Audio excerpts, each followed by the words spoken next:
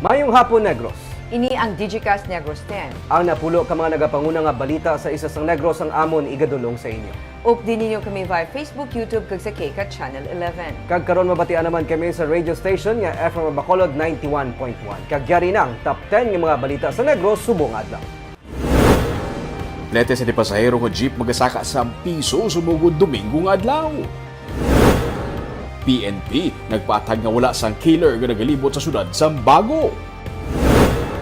Japanese national patay sa sunog sa Kabangkalan City.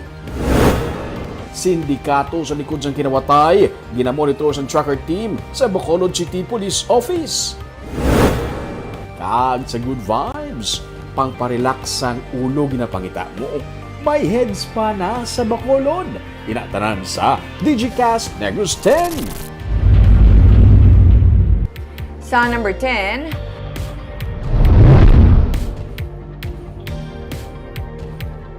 may nagduga nga tatlo nga nag-file sa nga reklamo batok sa konsehal sa Banwasang La Castellana kag isa ka Bacolod resident may angot sa police recruitment scam. Sa karon suno kay Colonel Leo Pamita ng Provincial Director sa Negros Occidental PNP, nagdangat na sa 11 ka reklamo ang na-file batok sa kay Konsehal Donato Dumagit kag isa nga ginkilala kay Mary June De Los Santos angod sa ila nga pag-facilitate sang job application sa PNP kabaylo sang bayad. Padayon ang case build-up suno kay Pamitan sa idalom sang DOJ Circular 20 kung sa diin ang mga prosecutor kag mga pulis ang nagapasiguro nga may mabakod nga kaso. Nagapabilin sa prosecutor's office ang reklamo kag nagahulat pa nga ma-file sa korte. Damlag pa gid sila nga may 47 ka mga tagreklamo. Ang iban ginahulat pa ang ila tagsa ka affidavit. Samtang 5 na kasunod-sunod nga session nga wala makatambong sa konseho si Dumagit. Suno kay La Castellana Mayor Romayla Nicor Manggilimutan, may aksyon na ang konseho kag iya na lamang gilat sa iya nga talatapan ang tikang sang SB. Ginahaylo niya si Dumagit nga atubangon ang mga reklamo batok sa iya. Wala naman naghatag pa sang pahayag ang alkalde angot sa mga ginahaboy sa iya ni Dumagit nga akusasyon magluwas na lamang kung ini ang na-file na sa nagakaigo nga forum. The case was under DC 220. Kung aware kayo doon sa DC 20, doon sa conduct of case build up. So ibig sabihin, bago isasampa sa korte, magkakaroon pa siya ng case build up. Not only the police officers. Katulong po dito yung mga prosecutors natin from prosecution service. So they will study the case para magkaroon po tayo ng good conviction rate sa court po. That's why nagkakaroon tayo ng intelligence build up, case build up para ayusin po yung final ng kapulisan po natin.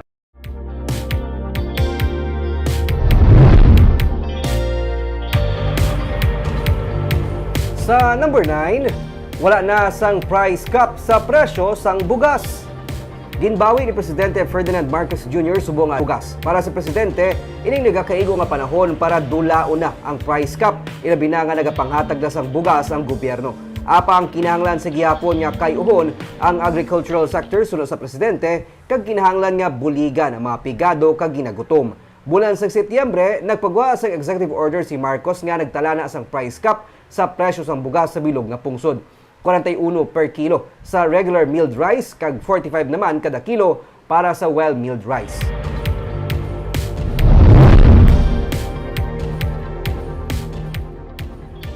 Sa number 8, ginpakita sa Bacolod City Police Office kung ano ang matabo sa grupo o kung mga individual nga may malain nga buko sa BSKE o kung Mascara Festival. Hostage-taking, bomb threat kag active shooter on the loose ang pilalang sa mga senaryo sang simulation exercise nga ginpangunahan sa Bacolod City Police Office upod sa BFP, Coast Guard kag Rescue Volunteer Organizations. Sino kay BCPO Director Colonel Noel Alinio, Kabahin lamang ini sang simulation exercise agud mapakita ang ikaserang sang enforcement agency sa pagresponde sa mga kasubong nga crisis situation nga sarang magaluntad sa barangay kag SK elections dungan sa Mascara Festival sa Bacolod. Gindugang ni Alinio nga ini ang magaserbe man nga paandam sa mga may malain nga buko sa pagpatuman sang piniliay sa kabarangayan kag tion sang tuigan nga selebrasyon sang syudad. May masobra man sa 2,000 ka mga pulis kag iban pa nga security personnel ang iga-deploy sa Bacolod kabahin sang pagpasiguro sa matawhay nga BSKE kag Mascara Festival 2023. Nag-prepare kami. Kita nyo naman, tama nga, sabi nila, saving lives dapat ang priority. Pero may pagkakataon na mabuhay, dapat siyempre bubuhay natin. Kita nyo naman, yun naman ang save lives and property. Pero kung mapapansin nyo, huwag na kayo magpuntahan dito kasi madidisgrasya kayo dito sa business. Sa number 7,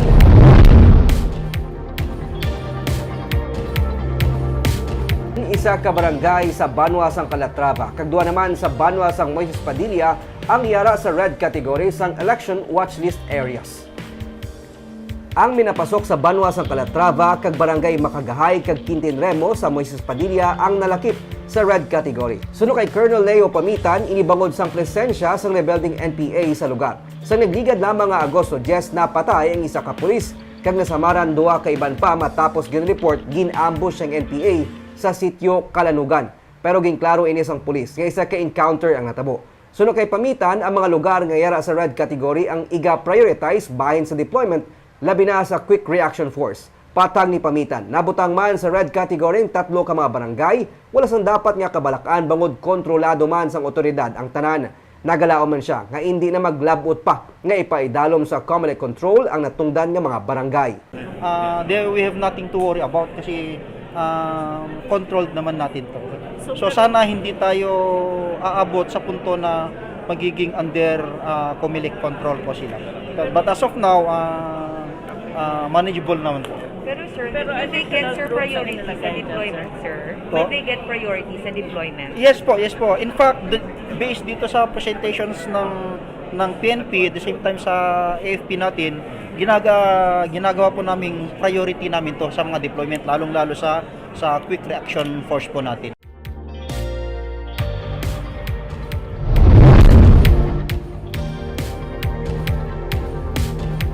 Sa number 6, route plan para sa street dancing and arena dance competition ang ginpaliputan agud to hindi man mataman ang lakat sang trapiko sa Mascara Festival. Halin sa SM City Mall, nagdesisyon ng Yuhum Foundation Incorporated nga isaylo ang starting point sa Mascara Festival Street Dancing and Arena Dance Competition sa replika sa Bacolod City Government Center sa kilid sa Bacolod Public Plaza sa Dalan, Araneta. Ini ang sandigman sa hinyo ni Mayor Albi Benitez agud nga mapalipot ang ruta sa parade pakadto sa Paglaom Sports Complex kag maamligan ang kaayong lawas sang mga dancers. Suno kay Mate Espina, ang spokesperson sa Yuhum Foundation, nga hindi man abi malipod nga madamo sa mga dancers ang nagakalalipong sa kompetisyon. Sa siniman nga pamaagi, majutay lang nga ruta sang depasahero nga salakyan ang maapektuhan sa igapatuman nga road closure. Sa Oktubre 7 natala na ipatuman ang rerouting sa mga jeep nga nagaagi sa palibot sang plaza kada gabi dungan sang opisyal nga pagbukas sang tuikan nga selebrasyon. Damo-damo tas ang dancers last year nga nagkalalipong, no? And we don't want to have a repeat of that. Kaya ang heat, ang effort nila sa pagsaot, plus ang weight sang costume and all of that, ga-affect man na sa ilang condition. So we as much as possible, we want to avoid that. So mas lipot subong ang aton nga street dance parade. But the competition will be the same dito gihapon sa Paglaom Stadium sa arena.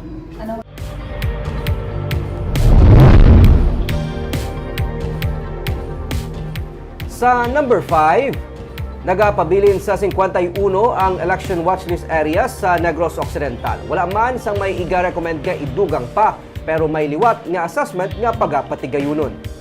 Ginsakdag kainang ikaduha nga Provincial Joint Security Coordinating Center meeting. Sunod kay Provincial Election Supervisor Ian Lee Ananoria, ang pagsaka sa kadamuon sang show cause order nga ilan na serbe maikangtanan sa premature campaigning ang nagapakita sang posibilidad sang pag-init sa aksyon sa mga barangay bangod hindi man madula nga mahimo magabalo sang ginreklamo nga kandidato. Pero ining balantayan pa sunod kay Ananoria. Sa karon may 47 na ka mga kandidato ang napapanaugan siyang show cause order sa Bacolod. Kag Negros Occidental, kag yara na sa mga kandidato ang direkta nga pagsabat sini sa task force. Samtang ang tabugon sa Kabangkalan City, kung sa diin may 6 nga napatay, bangod sa encounter sini lamang ang nagapabilin man sa green category o kon no security concern. Sunod kay Colonel Leo Pamitan, may iban pa nga mga parameters nga ginabasehan sa pag-categorize ang isa ka lugar nga election watch list area. Anong area, sir, nga may intense political rivalry, yes, sir? That's a good question. We will see because we've been giving out show cause orders. So we will see kung paano mag-intensify ang political rivalries. sugod ng kampanya. Yes. Nag-preempt gani ang heating up because of the show cause orders. I was expecting sa campaign period pa. But I think ma-intensify na as during the coming days.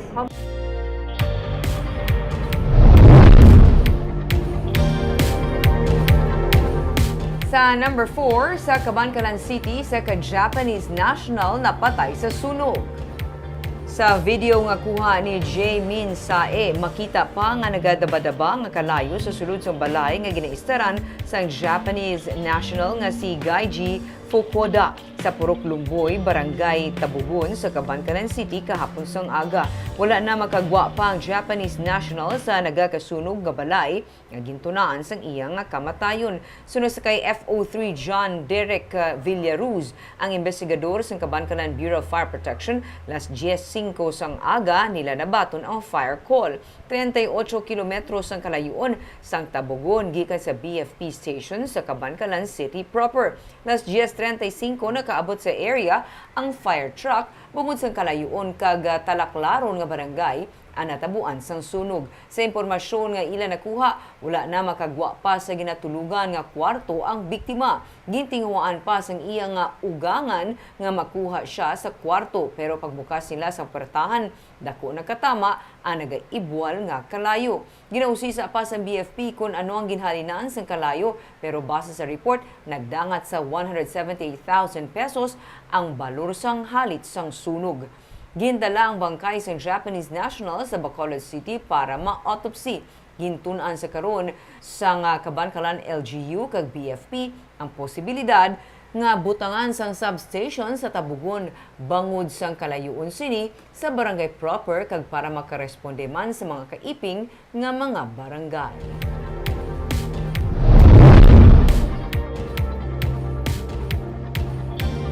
Sa number 3, wala sang nagalagaw nga killer sa Bago City. Iniging patag sang Bago City PNP angot sa balita nga may duwa ka mga killer sa syudad sang Bago.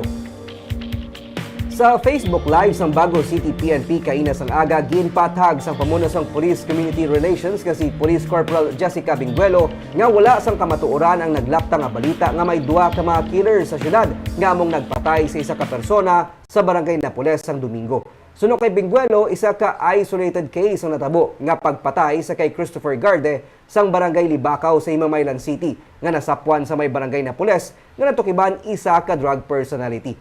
Farm helper ang biktima ka may kaso angot sa illegal nga droga kag nakagwa sa bilangguan bangod sang plea bargaining. Sunod pa kay Binguelo, makaguba sa imahe sang syudad ang report nga may duwa ka mga killer nga nag-igo sa ilang nga syudad. Gani gileon sila nga nagpagwa sang patag. Hindi ini kuno matuod kag sala ang report. Samtang padayo naman ang pagkilala ng PNP sa suspect sa pagpatay kay Garde. Sa number 2,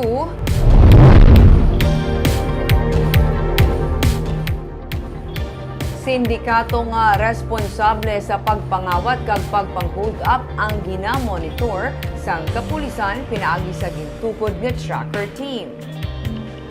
Nakuhaan sang CCTV video ining pagpang-hold up sang 3 ka mga lalaki nga nagisakay sa motorsiklo sa barangay Mansilingan sang kagabi. Sa barangay Handumanan, may 3 man ka lalaki nga naka-helmet ang nang-hold up sa isa ka computer shop Martes sang kaagahon. Sunod kay Police Captain Lelani Laguting, ang commander sang Police Station 10, mabudlay nga mag-identify sa mga suspect nga naka-bonnet kag naka-helmet.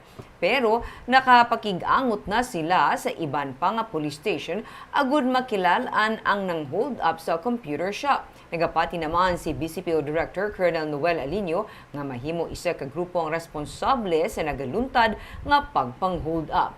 Gina-monitor naman karon sa kapulisan kung konektado ang mga responsable sa grupo sang sindikato nga mahimo may kangtanan man sa mga kaso sang pagpangawat sa pila ka mga barangay sa syudad.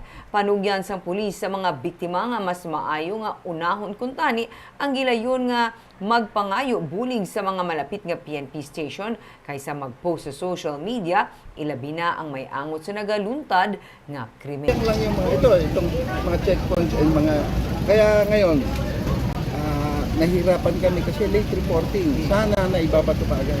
We-organize a team, a tracker team para habulin yung mga, yung mga gumagawa ng kalokohan. Ang mga suspect sabi naka-helmet sila, so na-cover ng ilang mga faces, tapos ano ba kami sa mga linkages na base isa dito ang moment ang nagatira dito sa ilang lugar kag lupat-lupat lang sa ilang mga tanggiton. Kag sa numero 1 sa mga balita sa Negros subong adlaw.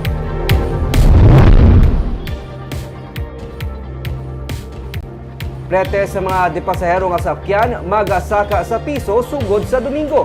Malayo manini sa hinyo sang pila ka mga transport sector pero ginapasalamatan sa gihapon sang mga driver. Yari ang report.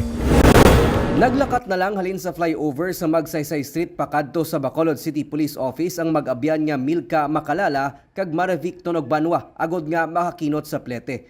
Nakibot sila sang may baluan nga magasaka na naman sang piso ang plete sa mga traditional kag modernized jeepney sumugod sa Domingo. Lakatang namon yan, ito wag da siro kay Para budget sa lakat-lakat. Lakatang may mo sir kay wala kami sa lakat. Ang nagawa pa iskilahan. Isa sir ko ay nagit. Dinalakat na kay lapit mo lang ako marap lang ko sa kapitol. Ang manugbaligya nga si Maricel Valdevia nagagastos ng 150 pesos nga plete halin naman sa barangay Alig sa Banwa sa Murcia agud lang mamaligya sang produkto nga buko juice kag bukayo sa Bacolod City Government Center. Suno sa iya, wala siya sang may mahimo kung magsaka pagid ang iya gastuhon sa plete kada adlaw. Basta may baligya lang ito kay Mga baligya lang. Pero ang jeepney driver nga si Ronilo Datuon, bisan paano, nagapasalamat nga halin sa 11 pesos nga regular nga plete, may duga nga saka sa plete. Ilabi na karon nga wala man untat, nga binula na nga nagasaka ang presyo sang krudo kada simana. Sipong digit man nakakuan galing kay wala tamay mo man nang hatag sa kay Barbe. Piso, Brian, maka ano na ni Simon ang Dugang-dugang na halin sa 14 pesos, mangin 15 pesos naman ang regular nga plete sa mga modernized jeepney. 4 pesos tubtob 5 ka pesos nga saka sa plete ang ginhinyo sang nagkalain-lain nga transport group sa Land Transportation Franchising and Regulatory Board. Pero piso ang naprubahan nga provisional fare increase samtang ginatun-an pa sang ehensya ang ilang request. Nagapahanumdum naman ang LTFRB sa mga driver kag konduktor nga ipasiguro ang paghatag sang discount sa mga senior citizen, PWD kag estudyante nga pasahero.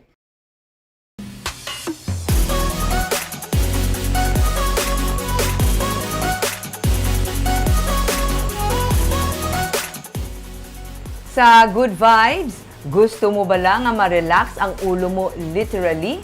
O kung may problema ka bala sa scalp, kaangay sang dandruff. Ang head spa, isa sa mga sabat dira.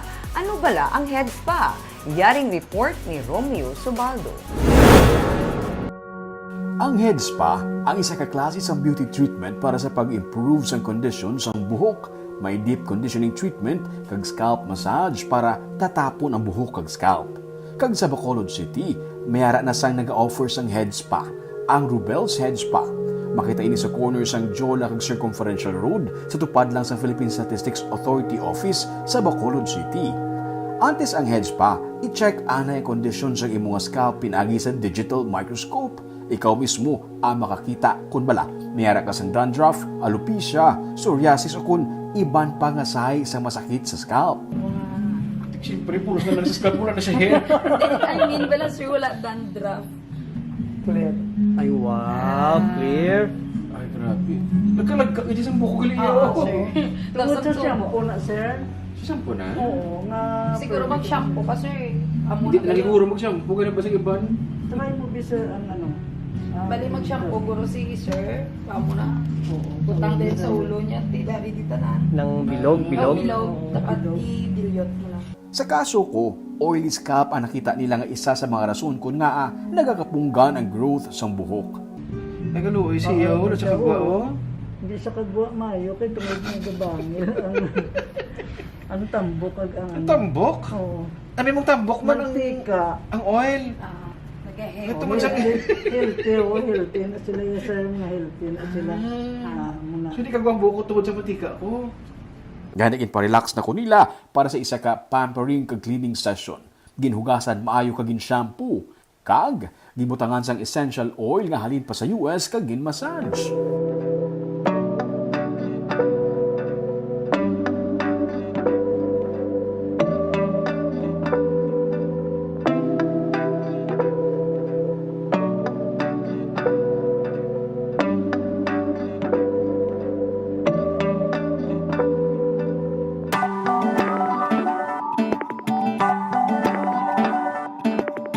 Matulugan ka samtang ginamasahe kag ginatiluan ng imo nga ulo. Wala pa matapos diri ang pagtino sa scalp, steam pagid ini nila para deep cleaning kag conditioning.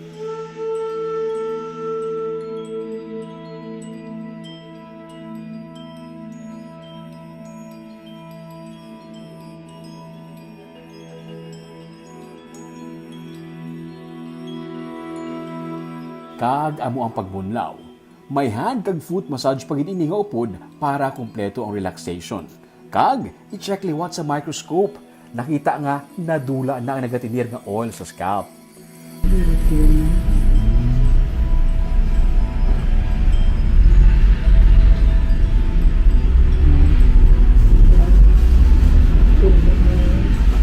Pero sa Rubel's, hindi lang head spa ang gina-offer. May hair spa, body kag foot massage, may foot and nail services man, waxing, threading, ear service, makeup kag hairstyling.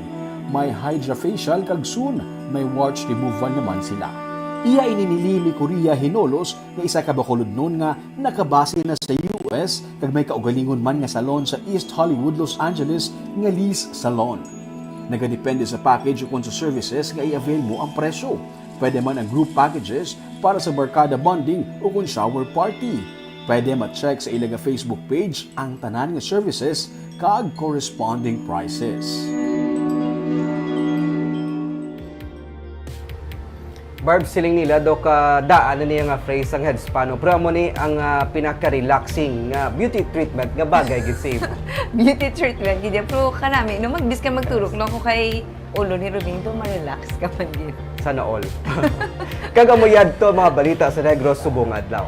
Kay man sa panahon karon importante nga may ihibalo ka sa nagkatapo sa imo nga palibot. Pero dapat balanse kag insakto ang mga impormasyon. Padayon kami nga magapangalagad sa Negrosano. Ako si Barbara Mijares. Kag ako naman si Nico Delfin. Tubtubwas, maayong hapon.